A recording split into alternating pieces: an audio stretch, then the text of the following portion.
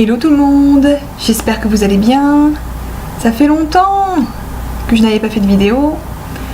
Aujourd'hui, on va se retrouver pour un room tour. Je vais donc vous montrer mon appartement.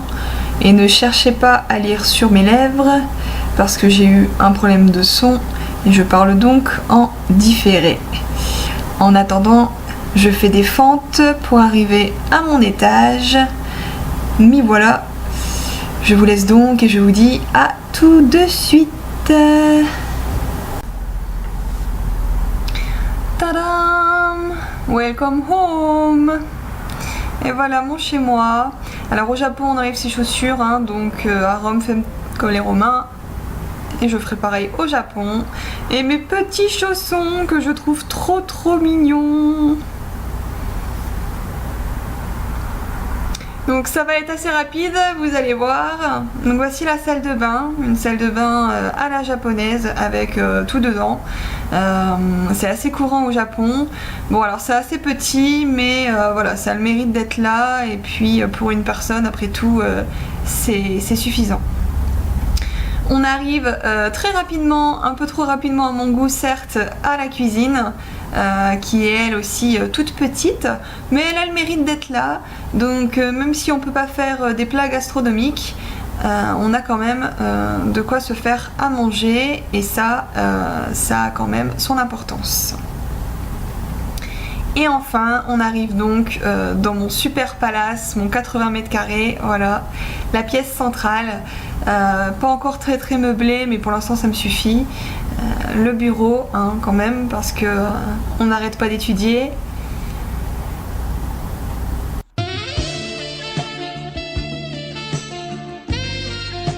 Le placard en haut et en bas que je ne vous montrerai pas puisque c'est en bordel total, mais voilà donc pour mon appartement. On a ensuite bien sûr un petit balcon. Coucou. Et c'est très bruyant. Donc finalement vous n'entendrez pas le bruit étant donné que j'ai filmé sans le son, mais vous pouvez imaginer avec toutes les voitures qui passent au niveau d'un carrefour, c'est juste la folie. Et j'ai de la chance d'avoir des murs en papier, c'est donc merveilleux, mais voilà, c'est pas grave, je survivrai. Voilà les gens, c'est donc la fin de ce room tour. Je vous tenais à vous présenter un petit peu mon petit chez moi, petit en effet, et comme vous l'aurez remarqué, assez bruyant, donc ça c'est un peu les côtés négatifs, mais bon, au moins j'ai qu'un seul voisin et bon, je pense qu'avec tout le bruit qu'on a dehors, il n'entendra absolument pas si je fais du bruit ici, donc pour ça c'est plutôt pas mal.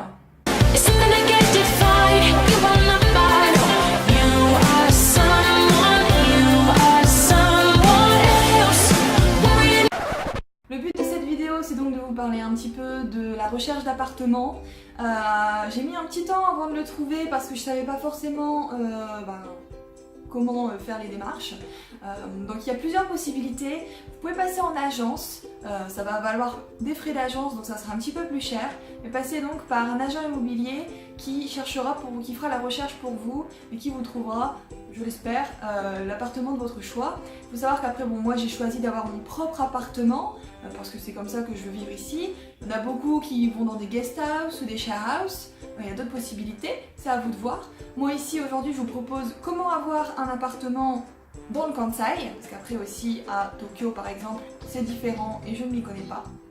En attendant ici, vous pouvez donc passer par des agences, pardon, ou alors il y a également internet, moi c'est ce que j'ai fait. D'ailleurs, Hiro-san, si tu passes par là, je pense pas que tu m'en voudras de te faire de la pub, mais je suis passée par l'agence qui s'appelle Karoom, donc je vous mettrai les liens en barre d'infos pour donc retrouver mon appartement. Donc ne soyez pas choqués si on vous répond très rapidement et que dès le lendemain on vous propose déjà de venir vous chercher en voiture pour vous amener dans divers appartements. Au Japon c'est comme ça que ça se fait. Après si c'est vraiment louche tout de même, voilà, on va pas rentrer dans la voiture de n'importe qui. Si le site est un peu bizarre, ne foncez pas tête baissée, mais voilà, au Japon c'est un peu comme ça que ça se passe. Donc j'ai eu la chance de tomber sur un très bon agent immobilier qui m'a proposé divers appartements. Alors pour les étrangers c'est un peu difficile, normalement il faut un garant. Donc si vous en avez un, ça va vous ouvrir beaucoup de portes. Si vous n'en avez pas, vous pouvez passer par des agences, des sociétés qui vont se porter garantes pour vous et il faudra donc entre guillemets les payer, donc ça fera partie de l'ensemble du loyer, payer donc pour qu'ils se portent garant pour vous tous les mois. Donc moi c'est ce que je fais.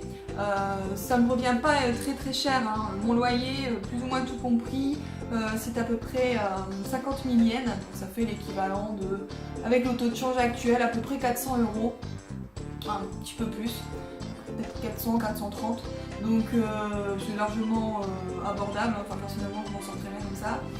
Mais voilà, ça c'est les frais d'agence potentiellement, il y a aussi, bon voilà, selon les propriétaires, il y a des cautions à offrir, enfin il y a des frais qui s'ajoutent, ça dépend vraiment de l'appartement et de sur qui vous allez tomber, mais en tout cas n'ayez pas peur, trouver un appartement c'est largement faisable.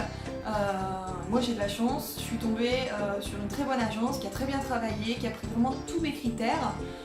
Le problème sonore, c'était pas un de mes critères, j'avais pas pensé à ça. La prochaine fois, si je déménage, j'y penserai. Mais c'est vrai que, bon voilà, à part ça, voilà, mon appartement, je le trouve nickel, il est comme je le voulais. Après, en tant qu'étranger, faut pas être non plus trop difficile, surtout si vous n'avez pas de garant. Donc, c'est petit, mais bon, voilà, c'est pas ça qui doit vous gâcher votre séjour. Après, bien évidemment, l'inconvénient d'habiter dans son propre appartement, c'est qu'il faut tout acheter. Donc moi, quand je suis arrivée ici, c'était complètement vide. Donc j'ai absolument tout acheté. Là encore, quelques astuces. Je vous propose tout simplement d'aller dans le House of. C'est la version hard off, mais pour tout ce qui est maison. Il y a aussi beaucoup de magasins qui vendent de l'occasion et tout ça, donc si vous n'avez pas envie de vous ruiner parce que vous savez que vous allez peut-être rester 1 an ou pas très longtemps et qu'après il faudra vous débarrasser de vos affaires, autant partir dans des magasins d'occasion qui vous proposeront encore des prix très abordables et qui vous fera voilà, économiser un peu d'argent. Après bien sûr il y a des très bons magasins si vous voulez acheter du neuf. Je pense par exemple à Nitori, à Homes, voilà, il y a plusieurs, énormément de possibilités, mais sachez en tout cas qu'il y a ces magasins-là. Et pour faire votre déco, bon, personnellement voilà, vous savez déjà ce que je vais vous conseiller. Moi c'est Daiso, les Soin Shop, etc. Il y a de quoi faire. Donc si vous aimez le côté cocooning et que vous voulez vous faire votre propre chez soi et vraiment quelque chose de sympa, n'hésitez pas à passer d'abord par là. Et également sur Amazon. Amazon au Japon c'est très développé, encore plus développé qu'en Europe, en tout cas en France. Donc n'hésitez pas à aller jeter un coup d'œil, il y a aussi de l'occasion. Ce qui est assez fastidieux quand on emménage au Japon, c'est qu'on n'a pas forcément les moyens de se ramener un camion pour aller emménager et amener le lit, le bureau, ce genre de choses. Donc pour ça, Amazon c'est plutôt pas mal puisque c'est directement à la maison, c'est ultra rapide. Donc autant vous dire que c'est vraiment top. Et dans les magasins d'occasion également, il y a la possibilité de se faire livrer. Donc voilà, n'hésitez pas. Donc je pense que c'est tout pour aujourd'hui. C'est vrai que ça faisait longtemps que je n'avais pas fait de vidéo parce que je suis volontairement très occupée ici. La prochaine fois j'en ferai une, ça sera peut-être sur comment trouver un job. Si ça peut vous intéresser, n'hésitez pas à me le suggérer si c'est le cas. Et je vous fais en tout cas de très gros bisous. Nous sommes encore en janvier quand je tourne cette vidéo, donc je vous souhaite une très bonne année et plein de bonnes choses à venir. Portez-vous bien et à très bientôt. Bye bye.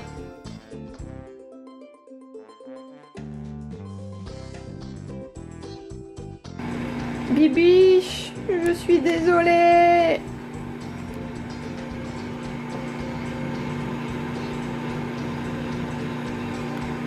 Ça lui fait une jolie houppette, hein, tu me diras.